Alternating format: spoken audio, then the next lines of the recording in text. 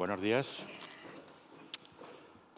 Muchísimas gracias a Red Magín, a Casa del Lector, a Canon,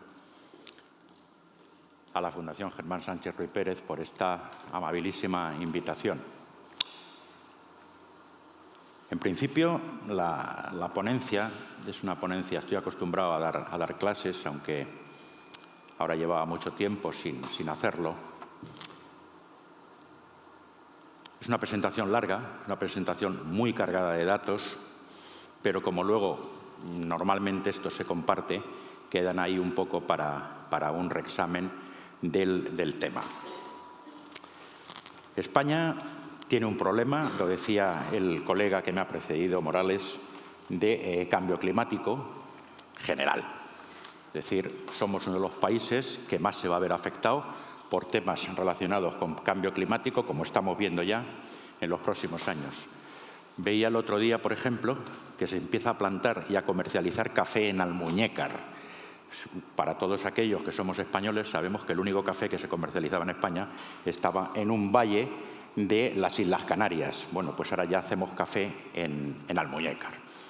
Hace unos días también había un documento, incluso con referencias en televisión, del grupo Aldi, al tema de cómo van a evolucionar precisamente determinados alimentos y qué fechas de extinción, si no se toman medidas, podríamos estar incurriendo, ¿no? Es decir, es un documento interesante, está en Internet y hay una campaña del grupo Aldi concienciando a los consumidores precisamente sobre este tema, ¿no?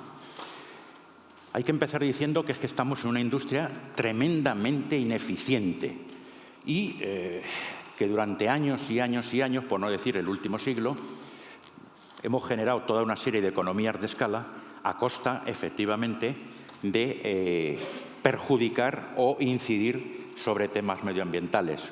Un modo de producción ligado, obviamente, a procesos industriales que en su momento no teníamos tecnologías ni teníamos fundamentos como para abordarlos, pero que desde hace muchos años acá se podían haber ido corrigiendo perfectamente. Estos son lo que se llaman el coste de las ineficiencias y, desde luego, yo creo que es un tema fundamental para que la industria tome partido y vea qué es lo que ocurre. Les pongo aquí un ejemplo, por ejemplo, de un tema que me preocupa muchísimo. El otro día veía un vídeo en el stand de Publisher Weekly en España, en la Feria del Libro, donde el director general general o comercial, no estoy seguro del cargo, Daniel Oropesa, de Logista, hablaba de los libros que mueven. Y entonces él decía que están moviendo al año 52 millones de ejemplares. Pero claro, el problema es que hay 40 de ida y 12 de vuelta.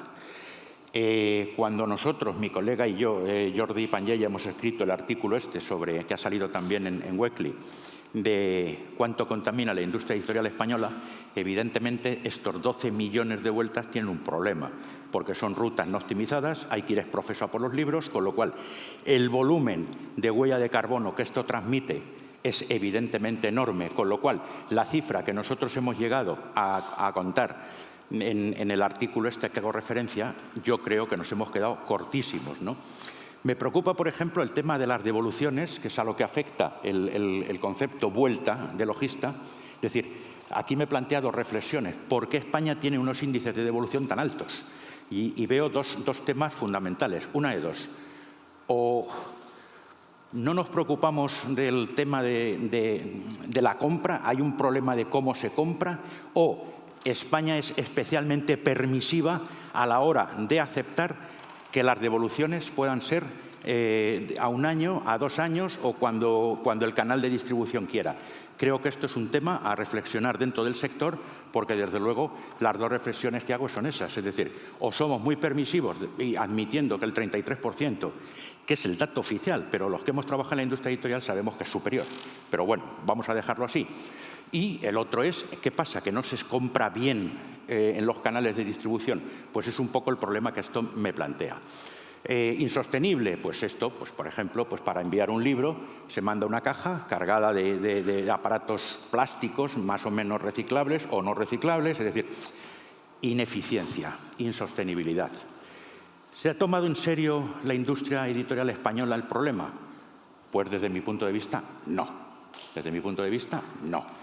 Se ha considerado que como era un tema que no generaba costes sobre el papel directos, pues se podía perfectamente continuar con unas prácticas que yo creo que son absolutamente delirantes. Me preocupa enormemente, y lo resalto, algún segmento y algún eslabón de la cadena de valor del libro entiende la sostenibilidad de una manera absolutamente extraña. Es decir, liga sostenibilidad a que haya menos editoriales y se produzcan menos libros. Este es un tema que yo creo que el sector tiene que empezar a evangelizar y a difundir, precisamente porque este es el problema. En 2014 se celebró en España el primer congreso de coedición. Estamos hablando de 2014. Yo, en el libro que está en el lado derecho, que escribí con Joaquín Rodríguez, está publicado en 2012, ahí hay un extensísimo capítulo sobre el tema de coedición, con lo cual llevo años, digamos, escribiendo sobre el tema este de la sostenibilidad y una industria verde, etcétera, ¿no? El congreso este de Sevilla fue el primer congreso al que yo asistí, y allí comprobé varias cosas. Que en Europa, la industria editorial europea estaba mucho más adelantada que la española. Observé y vi libros que en los créditos ya llevaban elementos de coedición. Es decir, había elementos en los libros que eso era inaudito para España. Es verdad que para mí ese congreso fue una epifanía, porque yo, en los escritos que yo tenía, yo veía la coedición como un problema poco menos que técnico. No entraba en el tema global de medio ambiente, cambio climático, es decir, era otra cosa. Por eso digo que para mí este congreso fue como una especie de epifanía, me pasó como a San Pablo, me caí del caballo, ¿no? Fue un poco el tema. Sí es cierto que hubo una cosa que me llamó la atención, que fue cuando empecé a oír hablar en aquel congreso de los impuestos verdes. Es decir, señores, el que contamina paga. Digo, pues lo que le faltaba a la industria editorial, generar más costes. Ya veremos a ver en qué acaba esto, ¿no? Una década después, pues evidentemente hemos avanzado muy poco. Han pasado 10 años desde ese congreso y desde luego yo creo que otras industrias, yo en aquel momento pensé que la industria editorial, por su valor y sus atributos simbólicos y tal, iba a ser especialmente rápida a la hora de impulsar precisamente este tema. Lo que ha ocurrido es totalmente lo contrario. Es decir, yo comparo, mi familia proviene del mundo del vino, y veo, por ejemplo, visito bodegas, visito cosas de este tipo y veo el avance de bodegas, de vinos, de industrias colaterales que desde luego están midiendo, están reflejando una serie de datos en sus productos, cosa que no está haciendo la industria editorial española. Hasta incluso la Heineken neutra en carbono este año. El Ámbar lanza la cerveza con cero alcohol y producida con emisiones neutras. Es decir, digo, bueno, y la industria del libro con los atributos y los valores simbólicos que representan culturalmente, ¿dónde estamos, no? Es un poco el tema. Sellos, hay de todo tipo, naturaleza y condición. El único sello que se encuentra de coedición en España es el que tiene que luego lo hablará mi colega Jordi Panyella, es el del Instituto Catalán de la Coedición, es el único que hay, ¿no? Es un poco el tema.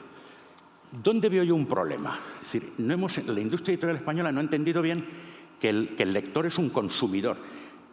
Me da igual que compre libros, que compre otro tipo de cosas, es un consumidor y no lo hemos tratado como tal. Es decir, tú puedes ir ahora mismo a cualquier establecimiento, ver multitud de productos donde ves la trazabilidad, ves la huella de carbono, ves los valores energéticos, ves un montón de datos que son fundamentales y que al libro no se han trasladado, ¿no? En paralelo, cuando ustedes miran los últimos informes, sobre todo posteriores a la pandemia, el estudio Ipsos, el estudio Capgemini, el estudio del Foro del Banco Mundial, España resulta que estamos a la cabeza de la sensibilidad medioambiental. Digo, pues vaya por Dios, si somos los reyes del mambo en sensibilidad y esto no se traduce en la industria editorial en otro tipo de cosas, ¿no? Es decir, sobre todo, los datos que aportan estos estudios es que revelan que conforme desciende la edad, a más jóvenes, mayor preocupación medioambiental, ¿vale? Ese es el tema. Todos los informes van en la misma línea, dicen exactamente lo mismo, que hay una sensibilidad medioambiental que habría que aprovechar. Es cierto, y alguno de ustedes podría decir, bueno, ¿y esta sensibilidad medioambiental de los españoles se traduce en movimientos comerciales Y aquí hay un estudio del País Vasco, de la Facultad de Sociología del País Vasco, muy interesante, que viene a decir la siguiente tesis: no hay una correspondencia entre variables, entre sensibilidad medioambiental y compra, salvo en productos relacionados con la alimentación. Punto. Con lo cual, si los editores están pensando que si empiezo a hacer ecoedición y soy un ecologista, esto va a representar un nivel de ventas brutal. De momento, los datos no apuntan en esa línea, ¿no? Entonces, todos los datos, como estoy contándoles, van en la misma línea. Preocupación medioambiental, pero que no se traduce en ningún tipo de movimiento, digamos, comercial. A nivel mundial, pues evidentemente los datos lo que están reproduciéndote precisamente es los mismos datos ordenados por países, ¿vale?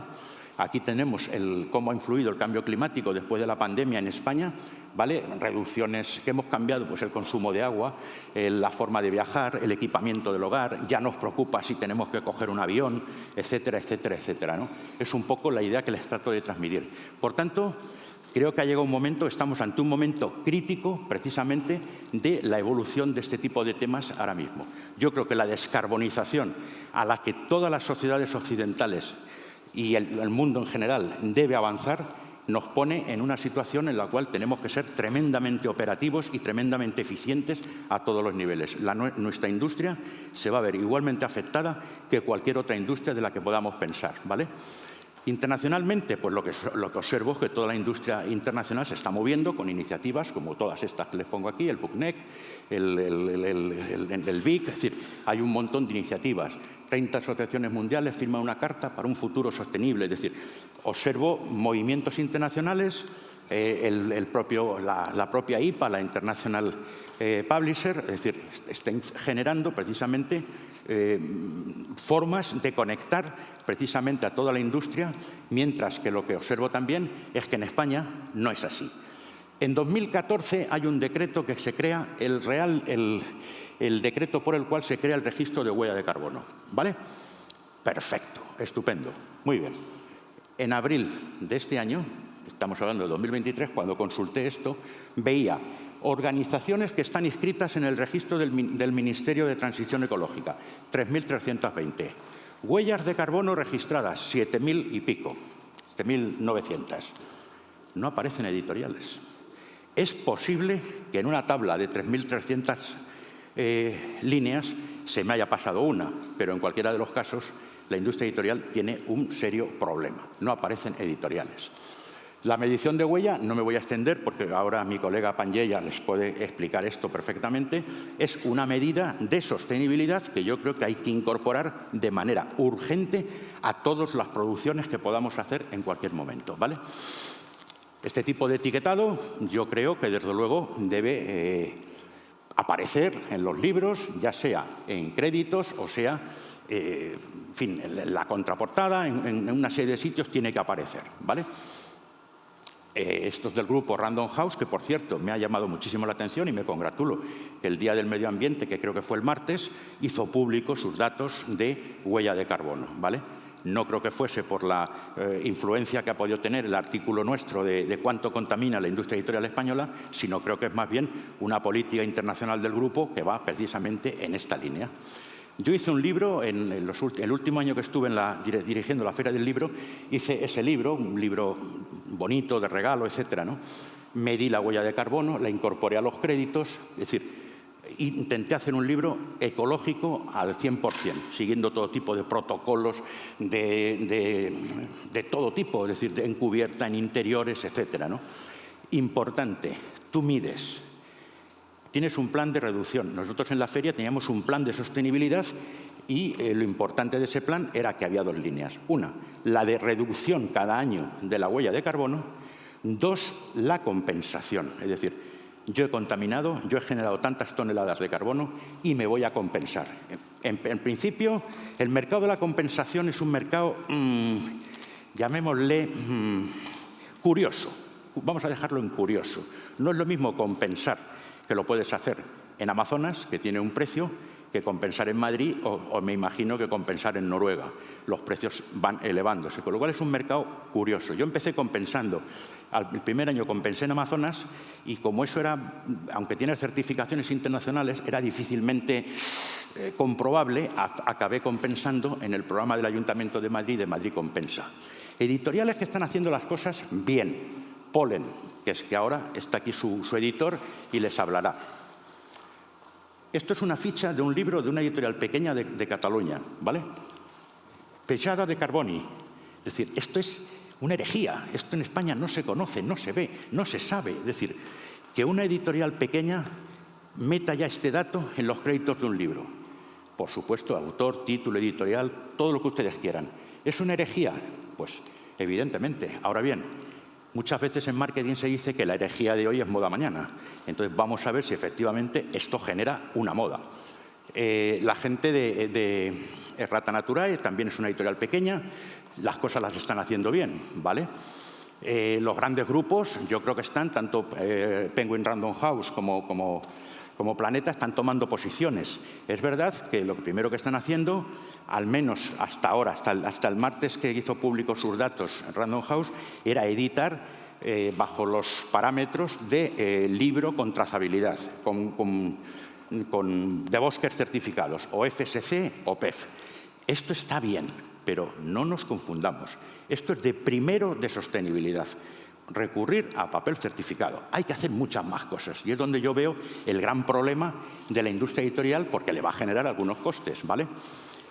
Hay instituciones o asociaciones del sector del libro que se están tomando un poquito más en serio las cosas. Es decir, la gente de ARCE, de la Asociación de Revistas Culturales, está haciendo muchos talleres, está generando informes para incorporar a los 70 y tantos editoriales que hay ahí en la asociación, incorporarlas a la coedición. Es decir, me resulta, pues, evidentemente, y lo resalto porque digo, bueno, hay alguien que se está moviendo en España con este tema, ¿vale?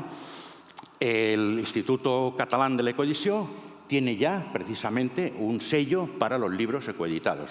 Yo creo que esto hay que hacerlo a nivel nacional porque es imprescindible que tengamos un sello de este tipo de libros en el resto del Estado, ¿no?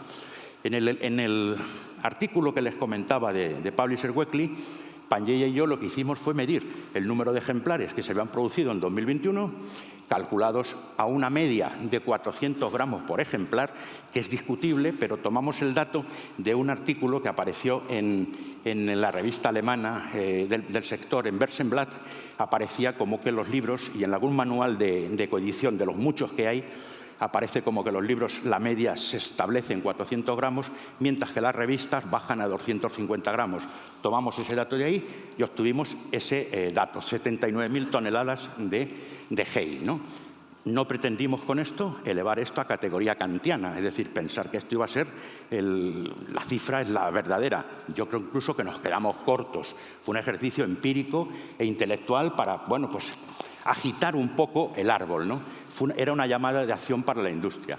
Evidentemente, cuando tú mides, una editorial, hay una serie de elementos, los alcances, el alcance 1, el alcance 2, el alcance 3, es decir, la complejidad que esto puede tener es enorme. El alcance 3 presenta un problema, que les voy a contar brevemente. Yo cuando medía esto en la Feria del Libro de Madrid, el alcance 3 lo minimizaba por una razón, porque es lo que te está midiendo, por ejemplo, el factor de movilidad. Claro, la Feria del Libro de Madrid, por ejemplo, pues la visitan más de 2 millones de personas, con lo cual el factor movilidad elevaba tanto la cifra de GEI que evidentemente hacía casi imposible compensar, pagar la cantidad que salía de allí. Pienso, por ejemplo, en eventos como Liber, que trae a 500 personas de todo el mundo en avión, pues ahí tiene que haber una huella de carbono enorme. El factor movilidad en alcance 3 es fundamental, ¿vale? En ese mismo artículo lo que le planteamos a la industria es, si seguimos los datos del IPCC de la ONU, lo que tenemos que hacer es buscar un plan de reducción a 2030. Yo creo que esto es perfectamente conseguible y que no hay que hacer grandes cosas, sino sencillamente aplicar determinados criterios que son fundamentales. Establezco una hoja de ruta del sector nuestro, en el cual lo que veo es que hace falta que el sector monte una mesa y se establezcan certificaciones y estándares y sellos aplicables para toda la industria, porque el problema que hay con esto es que las iniciativas individuales están bien, pero esto es un problema gremial, esto es un problema de sector. Entonces hace falta que sea la industria en su conjunto la que defina unos estándares y de ahí se puedan deducir precisamente las prácticas a aplicar, ¿vale? Insisto en que no solo hay que medir, pero es que luego hay que compensar. Y aquí tenemos un problema, porque es que compensar es pagar. Entonces, en España se avanza un poquito porque las licitaciones públicas, hay unas licitaciones públicas de ayudas a la producción de libros y ahí se mide el factor sostenibilidad. Bien es cierto que en ese baremo de 5 puntos a un libro que el editor declaraba que era sostenible, yo lo critiqué en su momento porque solo pedía que el editor dijese que el libro era de papel certificado. No había no se pedía que fuese FSC-número no sé cuánto, PEF-número no sé cuánto. No. Entonces le dije, oiga, yo puedo certificar cualquier cosa a título individual, pero eso no vale. Hace falta precisamente que sean instituciones las que certifiquen que esto es así, ¿vale? ¿Qué le plantea a la industria? ¿Cómo comenzar? Pues evidentemente lo primero es constituir un grupo de trabajo y que desarrolle unos procesos, digamos, generales para todos. Construir una calculadora. Calculadoras en España hay 2. Hay una de la Junta de Andalucía, que fue la que yo utilicé para mi libro, y luego está la del Instituto de Coedición de Barcelona. Vale, me da igual. Si se puede coger una que ya está, mejor, no hace falta construir una, pero fundamental. Auditar regularmente todas las emisiones que se produzcan, comunicar los resultados, implementar planes de reducción. Los planes de reducción son fundamentales, a lo mismo que lo que es posteriormente el elemento de compensación, ¿no? Colaborar con entidades públicas, etcétera. Es decir, importante y en definitiva, estamos ante un trabajo gremial y asociativo para poder avanzar precisamente en este tema. Relaciono una especie de decálogo para identificar precisamente una editorial sostenible. Al igual que, por ejemplo, tú visitas una bodega y lo primero que ves es una pestaña que pone transparencia o sostenibilidad, en las editoriales esto no existe. No hay una pestaña que te diga esto es nuestra filosofía en materia de sostenibilidad, en materia de reducción. Es decir, eso implica que en esa página web se explique el compromiso que tiene la editorial con el planeta, que comente si es así, que ha hecho una auditoría de sostenibilidad, ¿vale? Y la sugerencia es, oiga, empiecen ustedes a trabajar con proveedores que tengan certificaciones medioambientales. Yo, en la Feria del Libro, me planteé, reuní a los proveedores y les dije, señores, a partir de ahora o en 2 años, si usted quiere seguir trabajando en infraestructuras o en servicios con la feria, tiene que venirme con unas certificaciones que acrediten que usted está en línea con los valores que intentamos transmitirle. Es decir, no me valía cualquier cosa. Papel certificado de los libros, en los créditos aparezca la mochila ecológica, mostrar los sellos de compensación, explicar el alineamiento precisamente con los temas relacionados con ODS, etcétera, ¿no? Brevemente, aquí hay una serie de mantras, que es el tema de... Hay que dejar bien claro que las tecnologías de Internet no son verdes, ni ecológicas. Yo, en mi opinión personal, después de consultar miles de informes, y eludo los informes de las empresas porque hay una especie de lavado, es decir, donde, en fin, hay que desconfiar de los informes de empresas e ir a instituciones generales, ¿no? Las tecnologías de Internet no son nada limpias. Soy un defensor del mundo digital, pero desde luego estamos ante tecnologías que no son limpias. Mantras. La compra online de papel, libros en papel comprados a través de 2 clics en e-commerce es ecológica. Mentira. Mentira. Todos los informes dicen totalmente lo contrario. El informe, el Dash Shopping, lo que te dice es que la compra física tiene entre un 7 y un 15% menos de impacto que la compra online, ¿vale? Lo digital es más ecológico. Mentira. La huella que se genera está entre el 2,8 y el 4% de las totales. Los centros de datos consumen 205 teravatios, es decir, brutal. 1 hora de una serie de vídeo es de 55 gramos de CO2, ¿vale? Twitter genera 58.000 toneladas, Amazon 93.000. Los datos son de Internet, no me los he inventado yo. Netflix 24.000. Yo, que soy muy usuario de Netflix, me quedé impresionado. Digo, voy a tener que reducir un poquito el consumo. Pero bueno, es lo que se denomina huella silenciosa. El libro, entendido en papel, entendido bajo criterios de coedición, es infinitamente más ecológico que cualquier tipo de producto digital, nos guste o no nos guste, ¿vale? Es un poco el tema. Dos opciones, la compensación o la ecotasa. Yo sé que esto a la industria editorial le molesta, porque significa que habrá que reflejar en algún momento este tipo de cosas en los precios, ¿vale?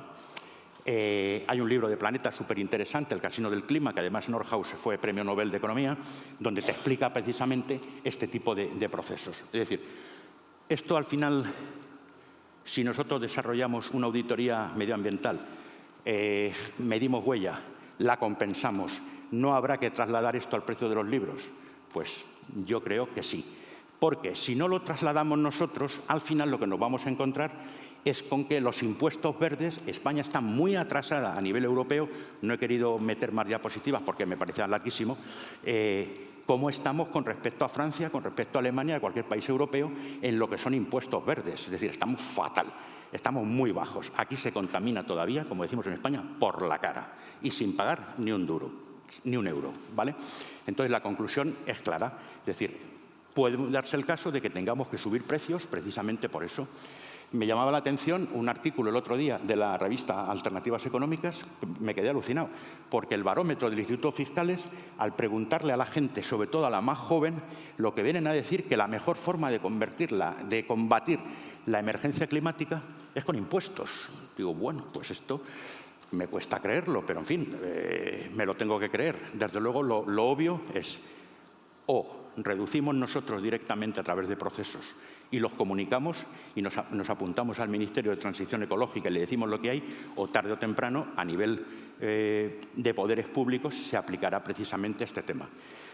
Soy uno de los 100 millones de individuos que estamos usando ChatGPT. Entonces, el otro día, para informes y tal, le pregunto cosas a ChatGPT y le pregunté precisamente por la extinción del libro por cambio climático, ¿vale? Me citó, obviamente, el panel gubernamental de expertos de la ONU, el IPCC, vale. Me dijo que los libros podían verse afectados por deforestación, disponibilidad de papel, que es lo que podría derivar en un aumento de precios. Son vulnerables a la humedad, es decir, problemas de transporte, de los costes de los combustibles, podrían deteriorarse. Es decir, me dijo cosas sensatas, ¿vale?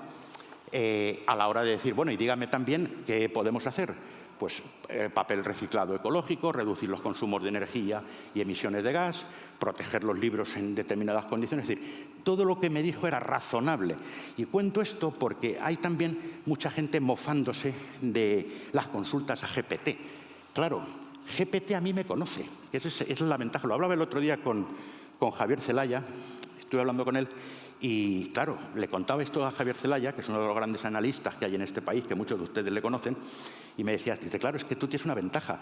GPT te conoce porque tienes miles de páginas publicadas en blogs, en artículos, en ponencias, en no sé qué. Dice, claro, GPT rastrea y dice, este señor le conozco. Y entonces lo que me dice es sensato, ¿vale? Entonces he usado precisamente GPT para averiguar esto. Colofón, por terminar, y no aburrirles mucho más. Vamos a un mundo, lo queramos o no, mucho más digital, mucho más sostenible. Todas las economías van a dar un viraje radical por los procesos precisamente de descarbonización de todas las industrias, ¿no? Yo creo que los retos a los cuales la edición se enfrenta en los próximos años, desde mi punto de vista, pasan por los datos, la digitalización, ¿vale?, la sostenibilidad entendida en tres áreas: económica, social y medioambiental, no solo medioambiental. Incorporar los objetivos de la OEDS a las industrias editorial y quizá, y yo creo que sí, empezar a pensar que la inteligencia artificial está aquí para quedarse y va a modificar multitud de procesos que ahora mismo se hacen en el interior de las editoriales. El otro día hubo también una mesa súper interesante que está colgada en YouTube entre Enrique Dans, un profesor del Instituto de Empresa, un gran experto en temas de tecnología, y precisamente Javier Zelaya, y ahí hablaron precisamente de los cambios que esperan que pueda producir la inteligencia artificial en la industria editorial. Yo el mensaje que lanzo a la industria española es, señores, hay que dejar de hablar y ponerse a hacer. No vale ya conseguir mareando la perdiz porque llevamos 10 años de retraso.